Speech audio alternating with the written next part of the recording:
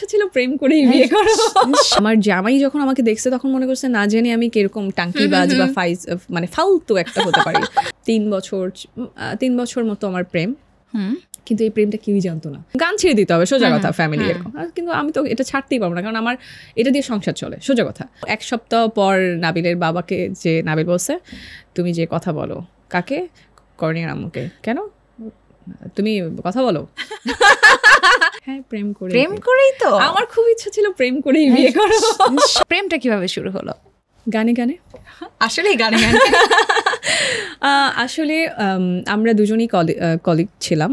আমার সঙ্গে যখন ও কাজ করা শুরু করলো, আমার টোটাল মিউজিকটা ওর মতো করে সুন্দর করে সাজাতো, মানে ওর মতো করে নিজের মনে করে জিনিসটা এত সুন্দরভাবে সাজিয়েছে। কিভাবে জানি, মানে আমি আগে থেকে ঘরের লোকের মতো একটা ফিল ছিল, জানি না, মানে একটু ভয়ও পেতাম।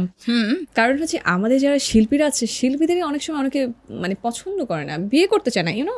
মানে আমরা যতই টাকা ইনকাম করি না কেন, সবাই মনে করে এরা মনে হয় খারাপ, মানে বিয়েতে আছি মানে খারাপ, মানে বাট সংসার হবে না এদেরকে দিয়ে। ইনফ্যাক্ট আমার মানে হয় না যে আমার জামাই যখন আমাকে দেখছে তখন মনে করছে না জেনে আমি কিরকম টাঙ্কিবাজ বা মানে ফালতু একটা হতে পারি। কিন্তু ও আমার সাথে মেশার পরে চিন্তা করছে, এই মেয়েটা এই জায়গাটা আসলো কিভাবে, ও তো এরকম না। সো আমাকে যারা চিনে তারা সবাই জানে আমি কিরকম টাইপের। হয়তো বা আমি ওয়েস্টার্ন ড্রেস পরি, কিন্তু ওয়েস্টার্ন ড্রেসের পেছনে আমি আসলে খুবই সাধারণ।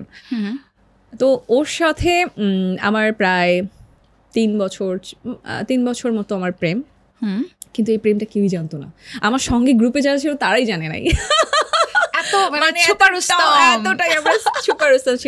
আমরা মাঝে আমরা এভরিডে মোটামুটি ডেটিংয়ে যেতাম, ঠিক আছে। মানে শোতে তো থাকতাম, কিন্তু এভরিডে শো ছাড়া, যেদিন শো ছাড়া থাকবো ওই আম্মার হাতেই ধরা পড়েছে।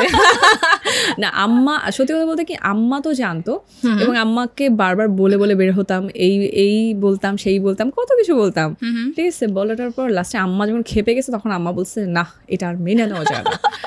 পরে ওকে ডাকছে। হ্যাঁ, বেসিক্যালি আমার আম্মু একটু সিক ছিল তখন মুহূর্তে। আচ্ছা, তো আম্মা চিন্তা করছে না, এই আসলেই যদি দুজনকে পছন্দ করো, কারণ যেহেতু আমার বিয়ে নিয়ে অনেক সময় দেখা গেছে যে গান ছেড়ে দিলে তাহলে আমার সুন্দর রিকোয়ারমেন্ট আসছে, হ্যাঁ এরকম গান ছেড়ে দিতে হবে, সোজা কথা, ফ্যামিলি এরকম। কিন্তু আমি তো এটা ছাড়তেই পারবো না, কারণ আমার এটা দিয়ে সংসার চলে, সোজা কথা।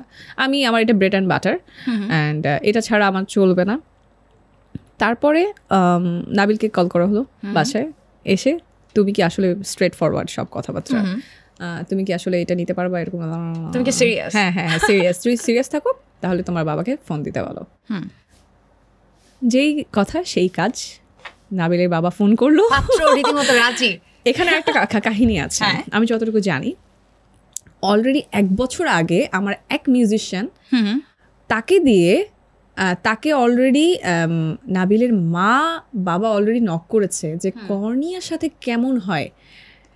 তখন সেই বলেছে, তার নাম ছিল রাজা ভাই। তো রাজা ভাই বলেছে, আসলে মাত্রই তো মেয়েটার ক্যারিয়ার শুরু, আপনি এখন যদি বিয়ে দেই আসলে তাহলে তো একটা ব্রেক হয়ে যেতে পারে, একটু ওয়েট করে। তখন আসলে তারা চুপ হয়ে গেছিল, আমরা তো এই ব্যাপারটা জানি না।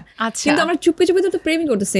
অলরেডি বাসার মানুষ জানতেছে যে কার সাথে জানি কথা হয়। হ্যাঁ, চাচাকে সেটা জানা নেই। একমাত্র ওয়ালটন এসি দিচ্ছে 1 বছরের রিপ্লেসমেন্ট গ্যারান্টি এবং কম্প্রেসরের 10 বছরের গ্যারান্টি। চাচা কিন্তু একজনের সাথে কথা বলতেছে, কিন্তু মানে ওর ভাস্তিরা বলছে যে চাচা কিন্তু কার সাথে জানি সারা রাত কথা বলে, কিন্তু কে সেটা কেউ জানতো না। পরে জানতে পারলাম যে ওর ফ্যামিলিও আমাকে পছন্দ করতো। আর পরবর্তী যখন আমার আম্মুর পক্ষ থেকে যখন কথাটা গেল ওভাবে, তখন নাবিল, তাও 1 সপ্তাহ পর নাবিলের বাবাকে যে নাবিল বলছে, তুমি যে কথা বলো কাকে? করণীয় আম্মুকে। কেন? তুমি কথা বলো বিয়ের ব্যাপারে, তোমরা যদি রাজি থাকো। ও স্ট্রেট ফরওয়ার্ড, যে এরকম মেয়ে কিন্তু গান করে, মেয়ে কিন্তু শো করবে, মেয়ে কিন্তু এরকম টিভি চ্যানেলে যাবে, তোমরা যদি রাজি থাকো তাহলে কিন্তু ওকে করতে পারো।